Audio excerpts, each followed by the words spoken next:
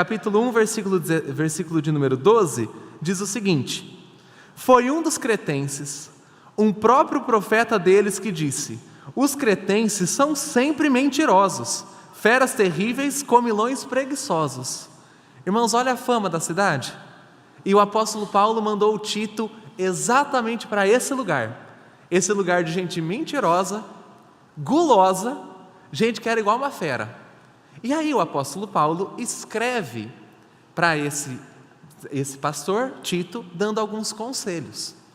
E o apóstolo Paulo sabe que a ilha de Creta é uma ilha formada por um povo ruim.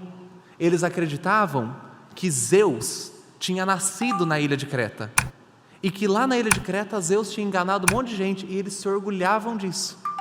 Para não deixar Tito sozinho, Paulo escreve essa carta. E é uma carta um pouquinho diferente do que a gente está acostumado. Ela é uma carta bem curta, são ali 3 capítulos, é uma carta muito prática, e nesta carta o apóstolo Paulo faz um exercício diferente do que a gente encontra em Romanos, Efésios e Gálatas. Nessas outras cartas, o apóstolo Paulo expõe a doutrina, fala sobre Deus, fala sobre o Evangelho, fala sobre Jesus, e em seguida o apóstolo Paulo vai para o campo da prática. Ele faz esse movimento. Primeiro os conceitos e em seguida as aplicações práticas. Mas aqui, na carta que ele escreve a Tito, ele faz um movimento um pouquinho diferente. Primeiro ele vai trazer vários aspectos práticos e em seguida ele vai trazer a doutrina. É como se o apóstolo Paulo, ele mapeasse as áreas de Creta que eram mais difíceis, desse instruções para cada uma dessas áreas, para cada um dos grupos da igreja, e em seguida explicasse o porquê daquelas instruções, viesse com o embasamento doutrinário.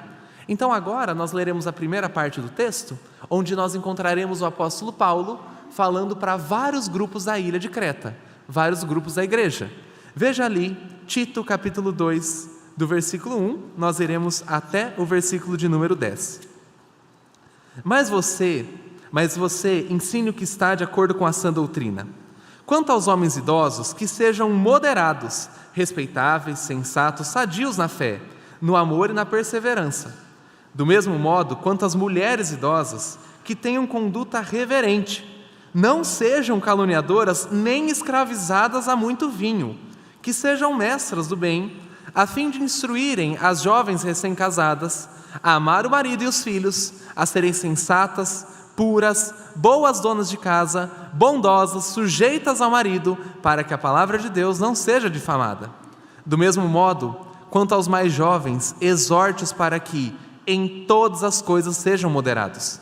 Seja você mesmo um exemplo de boas obras. No ensino, mostre integridade, reverência, linguagem sadia e irrepreensível, para que o adversário seja envergonhado, não tendo nada de mal a dizer a nosso respeito. Quanto aos servos, que sejam em tudo obedientes ao Senhor, dando-lhe motivo de satisfação.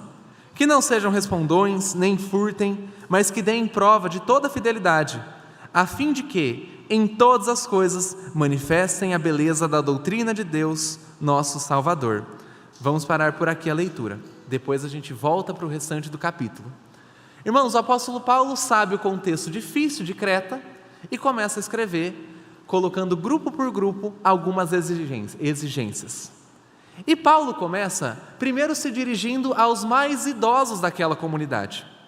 Era muito comum no mundo grego que os idosos fossem ou abandonados pela sua família, ali, deixados como um tipo de estorvo social, ou que os idosos se tornassem gente muito enxerida na vida uns dos outros.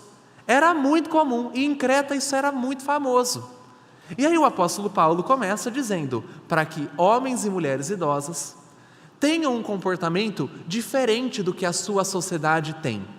Se em Creta era comum que a velhice, a idade avançada, trouxesse uma série de desafios, um cristão idoso na igreja de Creta não poderia viver como todos os outros idosos da ilha de Creta. Se era comum que os idosos da ilha de Creta fossem invasivos ou fossem pessoas que estavam muito vinculadas à bebida, então o cristão não poderia viver desse jeito. E o apóstolo Paulo vai começar com este grupo.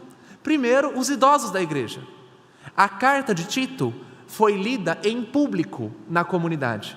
Então, na hora que essa carta foi lida, não só Tito ouviu essa recomendação, como também os idosos daquele lugar. E os idosos ouviram que, primeiro, deveriam ser moderados e respeitáveis. Havia um desafio para o idoso cristão na igreja de Creta. Ele precisaria ser alguém que seria uma referência para aqueles outros que estavam chegando, para os mais novos.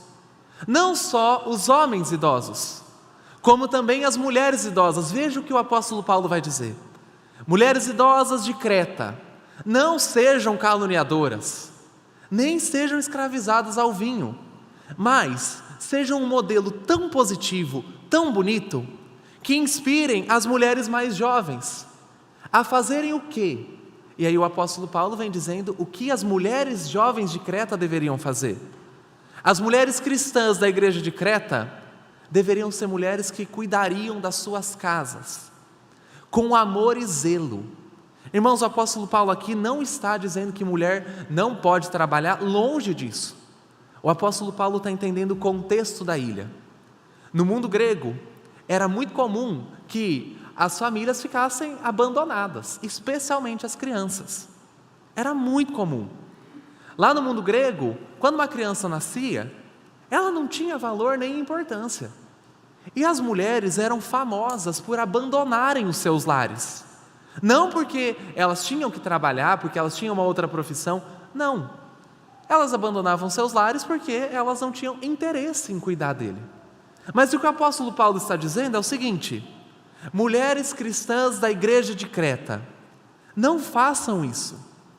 Se inspirem nas mais velhas, sejam ensinadas pelas mais velhas e se tornem modelo de cuidado em casa, diferente do que todo o mundo conhece.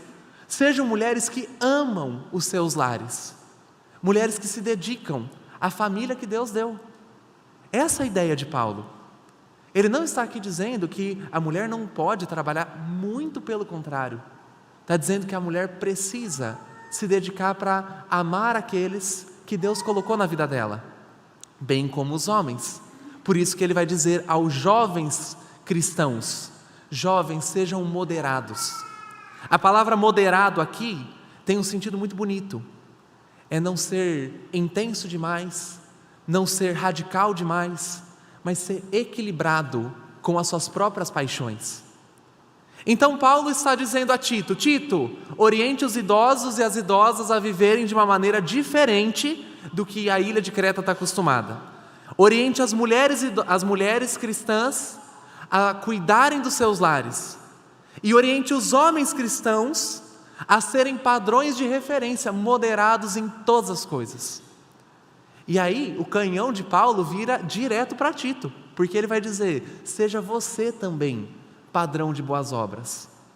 Seja você também um padrão, especialmente na conduta, no se livrar dos seus impulsos e na forma de discutir. Que você responda de um jeito que é bom, correto, justo.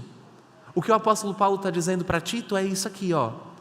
Tito, você está numa comunidade, numa sociedade mentirosa, difícil de lidar, que o seu falar seja diferente, para que ninguém acuse a igreja de Deus de nada.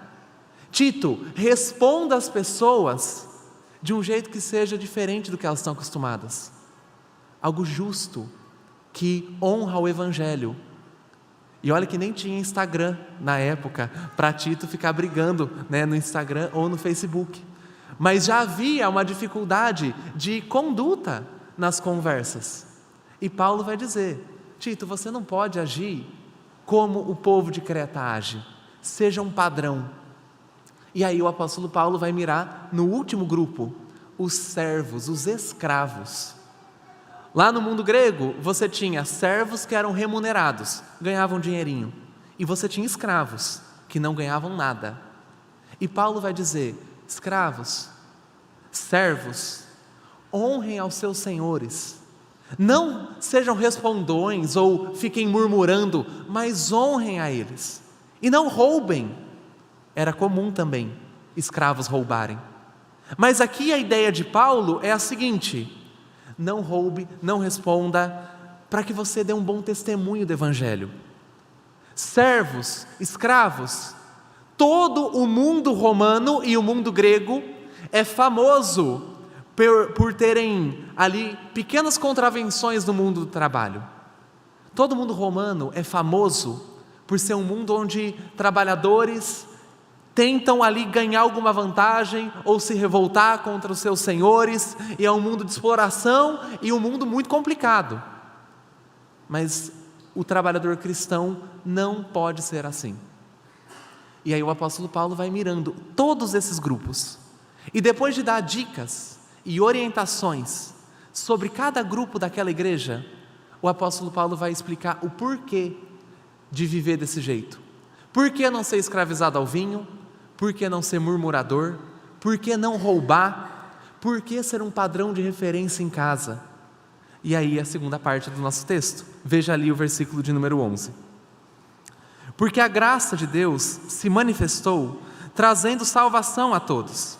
Ela nos educa para que, renegadas as impiedades e as paixões mundanas, vivamos neste mundo de forma sensata, justa e piedosa, aguardando a bendita esperança e a manifestação da glória do nosso grande Deus e Salvador Jesus Cristo. Ele deu a si mesmo por nós, a fim de nos remir de toda iniquidade e purificar para si mesmo um povo exclusivamente seu, dedicado à prática de boas obras. Ensine estas coisas, também exorte e repreenda com toda autoridade, que ninguém despreze você. Depois de falar uma série de orientações para vários grupos da igreja, o apóstolo Paulo vai dizer o porquê daquilo. Ele dirá para nós que a graça de Deus, ela se manifestou a todos os homens, no sentido de trazer salvação. Todos aqui não se refere a todo ser humano do planeta, mas se refere a todo tipo de ser humano. O que Paulo está dizendo é: a graça de Deus trouxe salvação para idosos e idosas, mulheres e jovens, senhores e servos. A graça de Deus se manifestou salvadora a todo tipo de ser humano. E essa graça de Deus trouxe uma salvação que não é apenas do inferno. O apóstolo Paulo vai dizer que a graça nos educa a fim de que a nossa vida não seja como a vida dos cretenses, mentirosos, glutões, gente que era difícil. A graça nos educa a fim de que vivamos de forma justa, piedosa e ética, esperando pelo dia em que Jesus Cristo vai voltar. Um certo pastor da Inglaterra, lá em 1880, Ray Atkins, acho que é assim o nome dele, ele escreveu um livro em cima exatamente desse trecho que Paulo escreve. E ele encontrou aqui um movimento muito bonito. Ele percebeu que o apóstolo Paulo está mostrando a graça de Deus quase como que personificada na figura de uma professora. E é isso mesmo que Paulo está fazendo. A graça de Deus se manifestou a idosos e idosas, jovens, mulheres e homens, servos e senhores, como uma professora que não só nos salva, mas que nos educa e que trabalha no nosso coração, lapidando as arestas do coração e moldando no coração a imagem de Jesus. Por isso que a igreja de Creta deveria ser uma igreja diferente e distinta. Não é porque era uma igreja de filósofos ou moralistas, é porque era uma igreja que estava matriculada na escola da graça de Deus. E a graça de Deus sempre ensinará o coração humano a ser parecido com o coração de Jesus. Então o que o apóstolo Paulo está dizendo é que toda aquela igreja de Creta, toda a igreja de Creta estava matriculada numa escola, com uma professora muito séria, competente, radical e maravilhosa, que é a graça de Deus. E essa graça ensinaria cada grupo. Por isso que há desafios para mulheres, homens, jovens, crianças. E aí o apóstolo Paulo vai dizer: Tito, ensine essas coisas. ensine essas coisas, porque Jesus Cristo morreu, se entregou a si mesmo por nós, para que a nossa vida não seja só uma vida livre do inferno, mas reverbere um padrão diferente, o padrão do céu. E a partir desse texto, eu quero destacar para nós 4 aplicações, 4 lições dele para a nossa comunidade. Nós não estamos em Creta, graças a Deus, nós estamos em Bauru, mas a gente pode se valer muito do que está escrito aqui, porque o que Paulo escreveu para aquela igreja em Creta serve para a primeira IPI de Bauru no ano de 2023. Nós também vivemos numa sociedade que é famosa pelos seus vícios. A gente vive numa sociedade que é marcada pela violência, truculência, maldade. É uma sociedade complexa. E tal qual na ilha de Creta, os crentes foram chamados para desenvolver um testemunho diferente a partir das lições que a graça ensina. Eu e você, irmãos, em Bauru, ou você que nos assiste, nós fomos chamados para, matriculados na Escola da Graça, também ter um testemunho distinto. Por isso esse texto é válido. E a primeira lição que emerge dele para a gente é o fato de que todo cristão, independente de idade, independente da classe social, todo cristão está matriculado na mesma escola que Deus matriculou a ilha de Creta e a igreja de Creta. Eu e você estamos matriculados numa escola maravilhosa, a escola da graça de Deus. E nós somos alunos a partir do momento que nós entregamos a nossa vida ao Senhor Jesus. É por isso que todo crente saudável e verdadeiro, ao longo da sua vida, vai diagnosticar o mesmo fenômeno. Todo crente, ao longo da sua trajetória, aprendeu de Deus todas as lições, todas as verdades no campo da prática, mediado pela professora Graça. Irmãos, todos nós que somos cristãos experimentamos essa realidade. Eu e você, crentes verdadeiros, fomos matriculados nessa escola aqui, e é uma professora muito constante, que nos ensina dia após dia a verdade do Evangelho. Então ser cristão, antes de qualquer coisa, é ser um aluno da graça, é ser um aprendiz da ação de Deus sobre o mundo e sobre a terra. E qual que é a beleza disso, irmãos? A beleza disso é que nós estamos em um tipo de instituição, a graça de Deus, que tem por objetivo nos ensinar como vivem os filhos de Deus, como vivem aqueles que foram salvos pelo Senhor. Quer ver um exemplo de uma pessoa que foi matriculada na escola da graça? Um apóstolo muito famoso, o apóstolo João. Se nós lermos o Evangelho de João, o Evangelho de Mateus, Marcos, nós veremos o apóstolo no início da sua caminhada com essa escola da graça de Deus. E a gente vai ter um caso muito interessante. Tem um episódio onde João, o apóstolo de Jesus, discípulo de Cristo, vai com Jesus até uma cidade e a cidade não recebe Jesus. E olha o que João, um estudante da graça de Deus, fala para Jesus. João, lá naquele episódio, diz o seguinte a Jesus Cristo: Senhor, quer que a gente ore para que caia fogo do céu e destrua essa cidade que não te recebeu? Prepotência demais, né? E toma uma bronca de Jesus.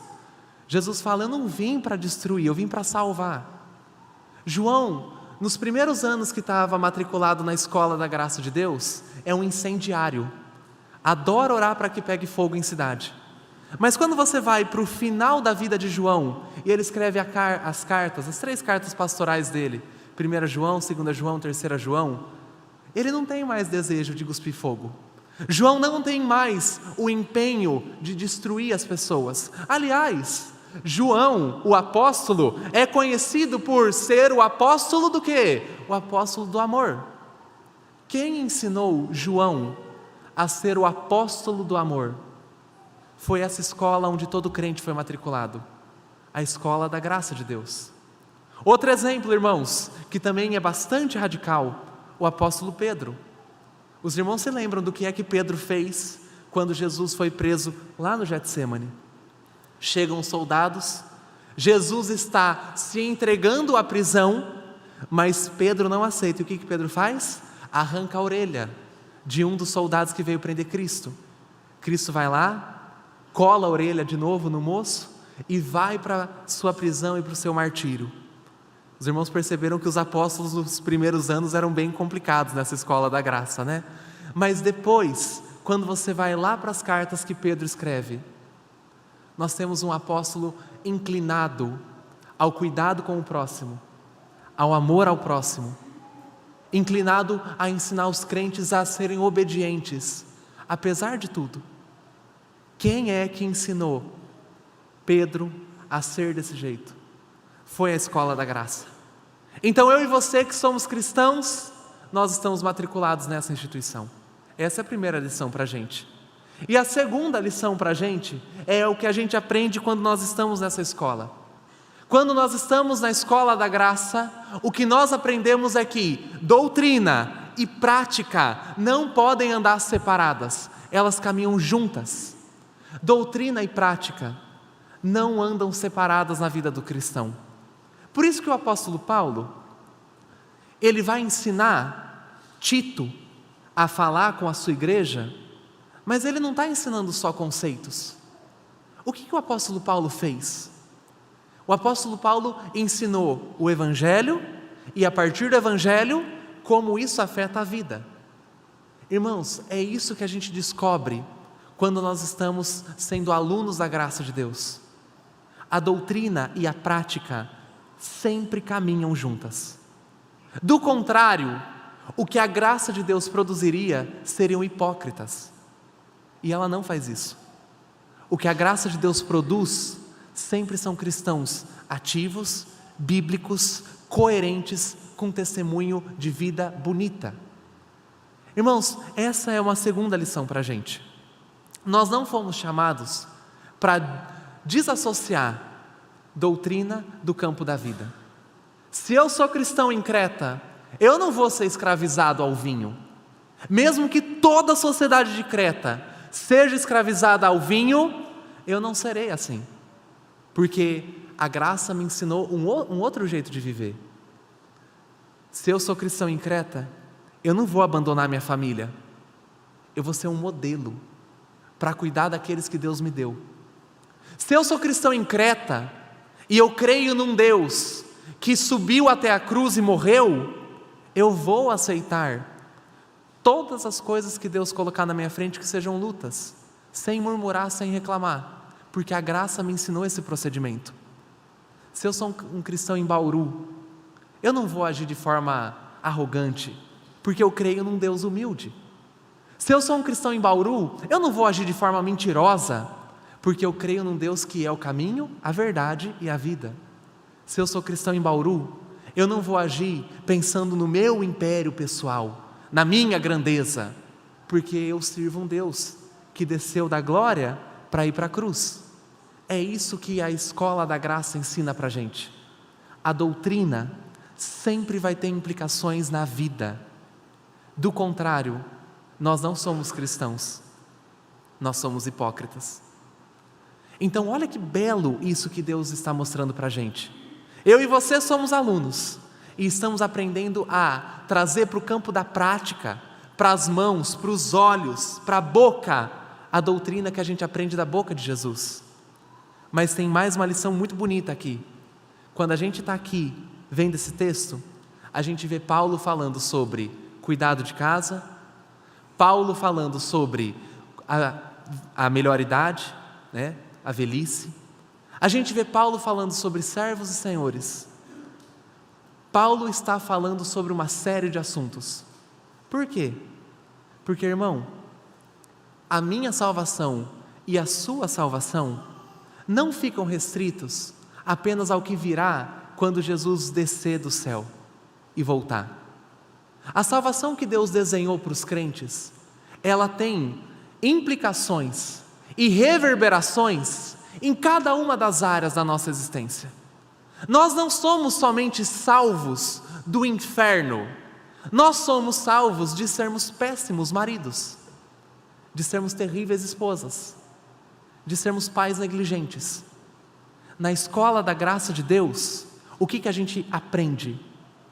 A gente não tem uma salvação apenas para o futuro, quando os nossos olhos fecharem aqui no planeta Terra. A gente tem uma salvação que está ganhando forma em cada aspecto da vida.